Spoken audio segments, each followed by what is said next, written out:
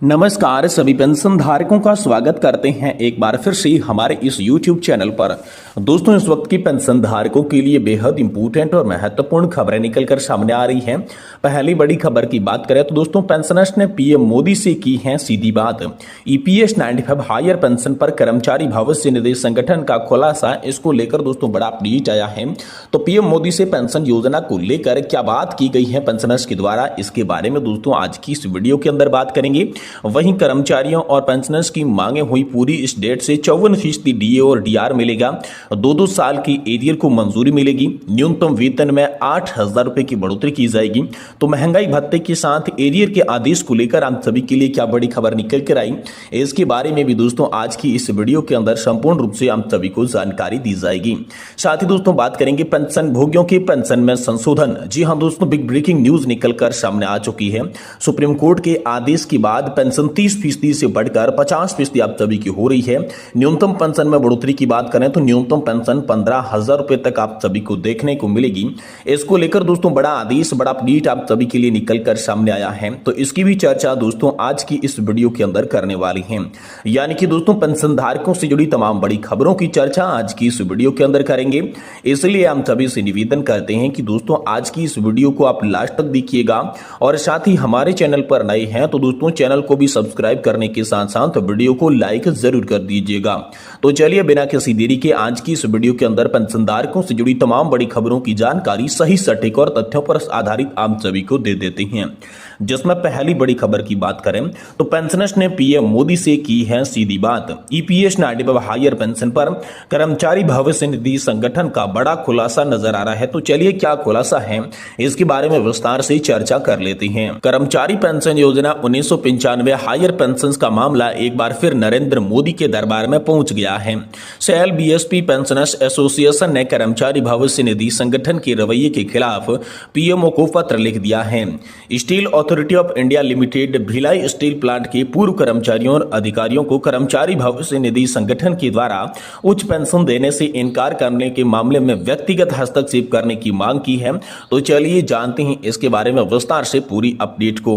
दोस्तों, cell Bhilai steel plant के पूर्व कर्मचारियों की पेंशन योजना के अनुसार यहाँ पर 6,500 या 15,000 रुपए से अधिकतम मजदूरी के आधार पर रायपुर स्थित ईपीओ क्षेत्रीय भविष्य निधि कार्यालय से लगभग 2500 से 4500 रुपए मासिक पेंशन मिलती है। सर्वोच्च न्यायालय के नवंबर 2022 में 2500 रुपए की अधिकतम मजदूरी के अधिक वास्तविक मजदूरी पर उच्च पेंशन का निर्देश दिया।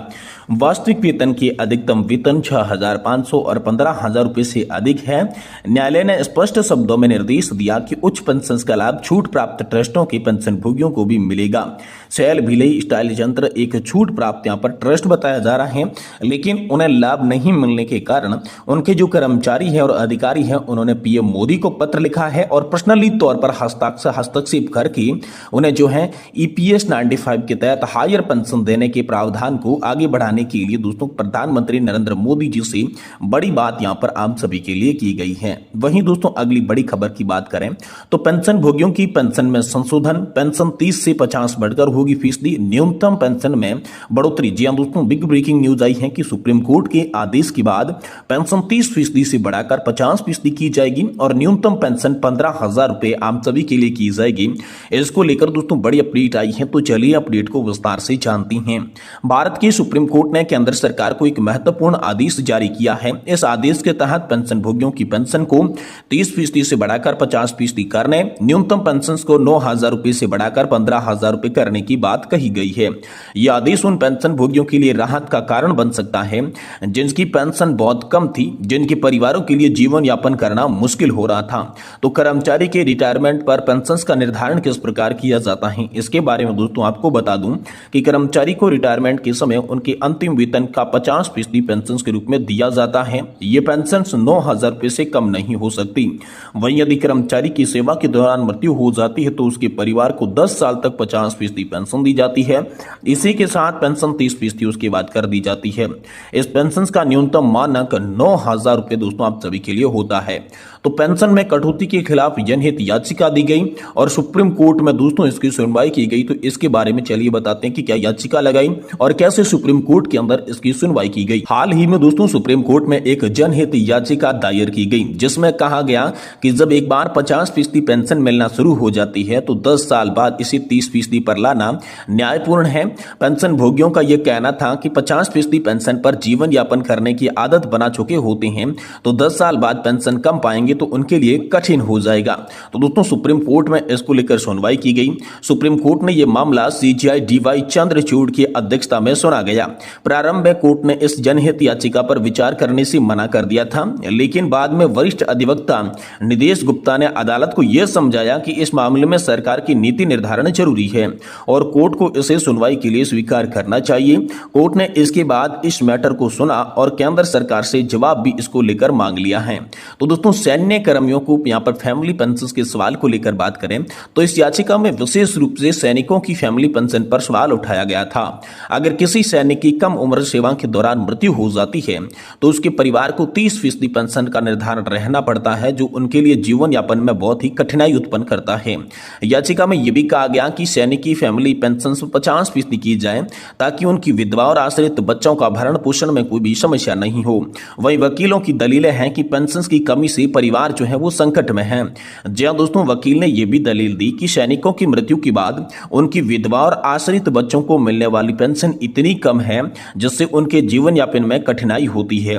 ये पेंशन संविधान के अनुच्छेद 14 और 21 का उल्लंघन करती है जो मृतक सैनिक के परिवार के अधिकारों की रक्षा करती हैं।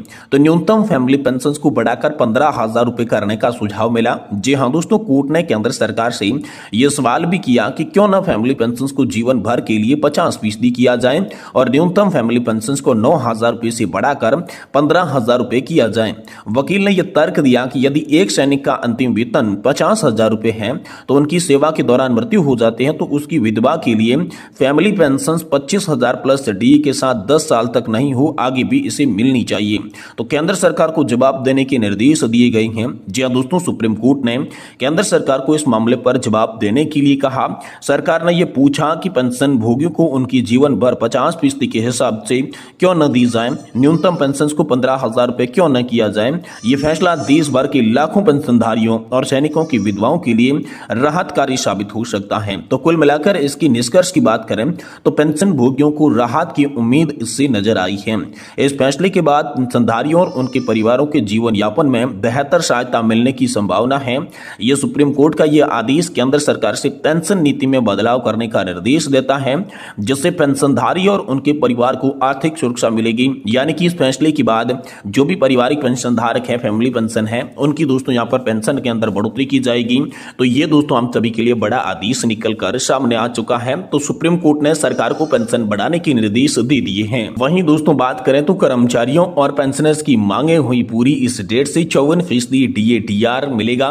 जी दोस्तों, आप सभी के डीए बढ़ोतरी को लेकर बड़ी अपडेट है। केंद्र सरकार ने आप सभी के डीए बढ़ोतरी को लेकर आदेश जारी कर दिया है जिसमें कुछ स्थानों पर दोस्तों 3% डीए बढ़ाया गया है, लेकिन राज्य स्तर पर भी 4% कहीं पर डीए हम सभी के लिए बढ़ चुका है और इसी महीने दोस्तों हम सभी को देखने को मिलेगा। यानी कि दोस्तों आने वाले महीने की पेंशन के साथ डीए और डीआर हम सभी को बढ़कर देखने को मिलेगा।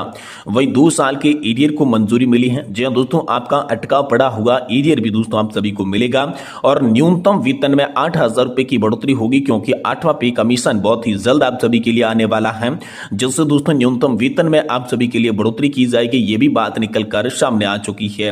वहीं दोस्तों महंगाई भत्ते के साथ एरियर के आदेश को लेकर भी आप सभी के लिए बड़ी खबर आई है कि आपको महंगाई भत्ता जो बढ़ाया जा रहा है उसके साथ बकाया पड़ा एरियर भी आप सभी के खाते में ट्रांसफर किया जाएगा। ये बड़ी खबर दोस्तों आप सभी पेंशनधारकों के लिए हाल फिलहाल में निकलकर सामने आ चुकी है।